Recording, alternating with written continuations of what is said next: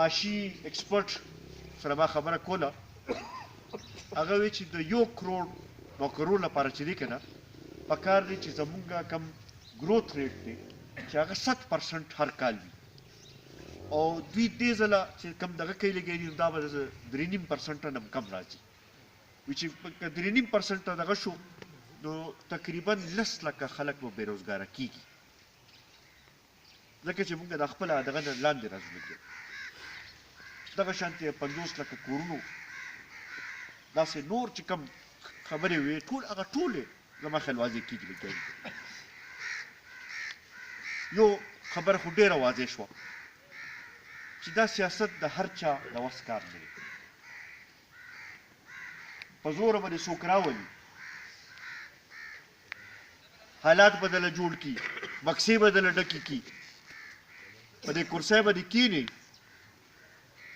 خو د هغې چلول لپاره هم صلاحیت غواړي دا داسې دغه خو نه چې د کرکټ میدان دی او بس هر څوک به راشي او بیټ به بس تاوي او هر بال به چکوي او هر بال باندې به اوټ کېږي به دا دومره اسان کار نه دی هغه حل دې ته راغلی دی تاسو په خپله دې نه وګورئ چې دا اوس چې کوم دریم بجټ یې پیش کو وزیر خزانه په خپله وایي چې مونږ داسې اقدامات اخلو چې بیا به مونږ ته د الیکشن اخیستلو ضرورت نه وي بیا په خپله دا اعتراف کوي لګیا دی او که نه په خپله هغه وایي چې یاره زه په ټي وي چې څه دغه وګورم نو وایي ښځه راته وایي چې ته وزیر اعظم وایي چې ما نه هېر شي هغه په خپل اوس پر یقین نه راځي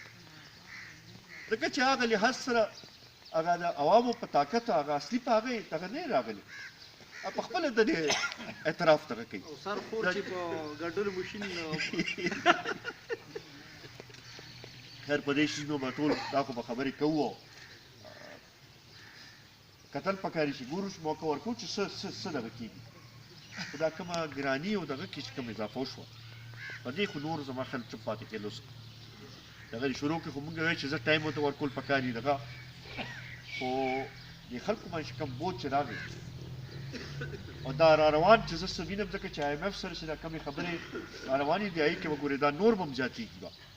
دا اوس هم چې کوم د بجلۍ او د نور قیمتونه دي د دې کې کېدای شي ډبل هم زیات اضافه وشي دا